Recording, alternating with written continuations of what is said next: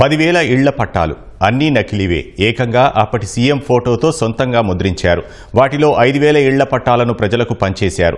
ఎన్నికల్లో ఎలాగైనా లబ్ధి పొందాలని మచిలీపట్నం మాజీ ఎమ్మెల్యే, మాజీ మంత్రి పేర్ని నాని అండ్ కో చేసిన కుట్ర ఇది.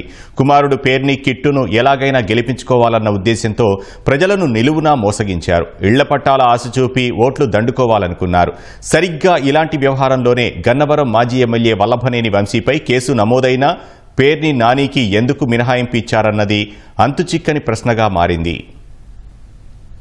2024 ఎన్నికల్లో మచిలీపట్నం నియోజకవర్గంలో వైసీపీ అభ్యర్థి పేర్ని కృష్ణమూర్తి అలియాస్ కిట్టును గెలిపించడం కోసం ఆయన వర్గీయులు బరి తెగించారు. ఓటర్లను ప్రలోభ పెట్టేందుకు నకిలీ పత్రాలు, ఫోర్జరీ సంతకాలతో 10,000కు పైగా నకిలీ ఇళ్ల పట్టాలు ముద్రించి వాటిలో 5,000 పట్టాల్ని పంచేశారు. 2019 ఎన్నికల సమయంలో ఇలాంటి మోసానికే పాల్పడిన గన్నవరం మాజీ ఎమ్మెల్యే వల్లభనేని వంశీ ప్రస్తుతం రిమాండ్లో ఉన్నారు. వైసీపీ ప్రభుత్వం అధికారంలో ఉండడం, కిట్టు తండ్రి నాటి మంత్రి పేర్ని నాని కావడంతో అతడిపై ఎలాంటి కేసు పెట్టలేదు. అంతటి తీవ్రమైన నేరానికి పాల్పడినట్లు ఆరోపణలు వచ్చినా ఎన్నికల సంఘము తీవ్రంగా పరిగణించలేదు. కూటమి ప్రభుత్వం ఏర్పడి ఏడాది దాటినా ఆ ఘటనపై విచారణకు ఆదేశించలేదు. గన్నవరం ఘటనపై కేసు పెట్టినప్పుడు మచిలీపట్నం వ్యవహారంపై ఎందుకు విచారణ జరపడం లేదనే ప్రశ్నలు తలెత్తుతున్నాయి.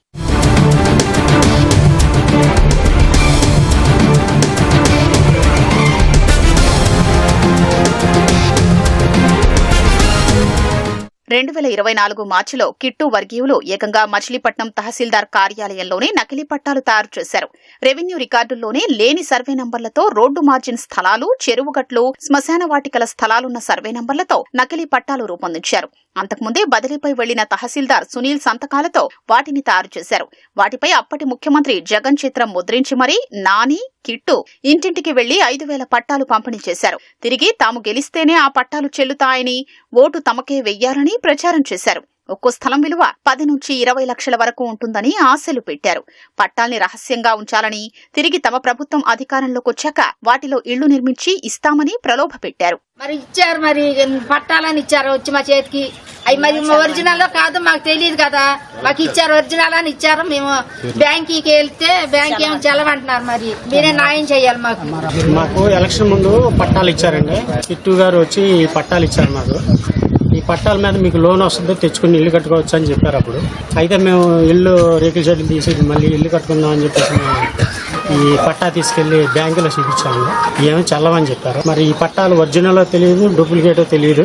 ఎంఆర్ఓ ఆఫీస్కి వెళ్ళాము, అవి కూడా పనికిరావని చెప్పారు. ఎలక్షన్ ముందు ఇవన్నీ కూడాను ఫేక్ పట్టాలు ఇచ్చారు. దాదాపుగా ఒక 100 పట్టాల దాకా ఇక్కడ మాకు ఇచ్చారండి.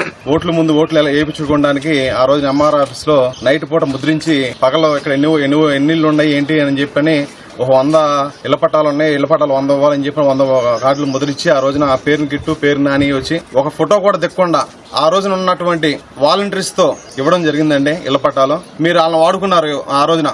ఇవాళ వీళ్ళ పరిస్థితి ఏంటి? చంద్రబాబు నాయుడు గారిని, మా మినిస్టర్ గారు కొల్లు రవీంద్ర గారిని వీళ్ళని ఏదైనా న్యాయం చేయాలని చెప్పని కోరుకుంటున్నాం. నకిలీ పట్టాలు పంచుతున్న విషయం తెలిసి అప్పటి టీడీపీ అభ్యర్థి, ప్రస్తుత మంత్రి కొల్లు రవీంద్ర, పార్టీ నాయకులు తహసీల్దార్ కార్యాలయం వద్ద ధర్నా చేశారు. అప్పటి కృష్ణా జిల్లా సంయుక్త కలెక్టర్ గీతాంజలి శర్మ తహసీల్దార్ కార్యాలయానికి వెళ్లి పంచడానికి సిద్ధంగా ఉంచిన నకిలీ పట్టాల్ని స్వాధీనం చేసుకున్నారు. కేసు నమోదు చేసి చర్యలు చేపడతామన్నారు. అంతా జరిగి ఏడాది దాటినా కనీసం విచారణకు ఆదేశించలేదు. బాధ్యులపై చర్యలు తీసుకోవాలని ప్రజా వినతుల పరిష్కార వేదిక ద్వారా అర్జీలు వస్తున్నా పట్టించుకోవటం లేదు.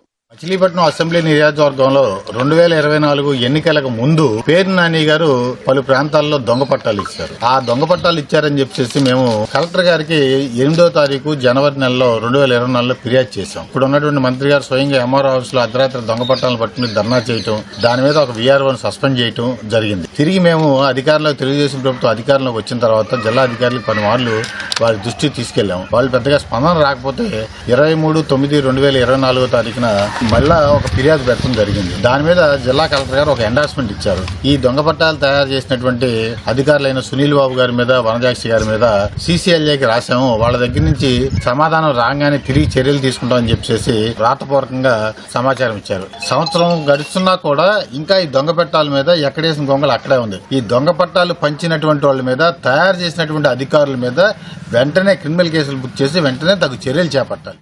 నకిలీ పట్టాల పంపిణీకి కారకులంటూ అప్పట్లో ఓ వీఆర్ఓను సస్పెండ్ చేసి చేతులు దులిపేసుకున్నారు. ఈ వ్యవహారంలో కీలకంగా వ్యవహరించిన అప్పటి తహసీల్దార్, డిప్యూటీ తహసీల్దార్లపై ఎలాంటి చర్యలు లేవు. తహసీల్దార్ కార్యాలయంలో రాత్రివేళ నకిలీ పట్టాలు తయారు చేస్తుండగా కొల్లు రవీంద్ర సహా టీడీపీ నేతలు వెళ్లి ఆందోళన చేపట్టడంతో రాత్రి 11 గంటల సమయంలో సమాచార పౌర సంబంధాల శాఖ జిల్లా కార్యాలయం ఆ వార్తల్లో వాస్తవం లేదని, అక్కడ ఎలాంటి పత్రాలు దొరకలేదని ఓ ప్రకటన జారీ చేసింది. కానీ అదే రోజు రాత్రి 12:30 సమయంలో అక్కడికొచ్చిన జేసీ నకిలీ పత్రాలు స్వాధీనం చేసుకుని వెంట తీసుకెళ్లారు. అప్పట్లో తప్పుడు ప్రకటన జారీ చేసిన అధికారులపైన, వారితో ఆ ప్రకటన జారీ చేయించిన వారిపైన ఇంతవరకు చర్యల్లేవు. పేదల దగ్గర ఉన్న నకిలీ పట్టాల్ని ప్రభుత్వం వెనక్కి తీసుకోవడం లేదు. భవిష్యత్తులో ఎవరైనా ఆ పట్టాల్ని పెట్టుకుని మార్జిన్ స్థలాల్ని ఆక్రమించి నిర్మాణాలు చేస్తే ఎవరు బాధ్యులన్న ప్రశ్నలు తలెత్తుతున్నాయి.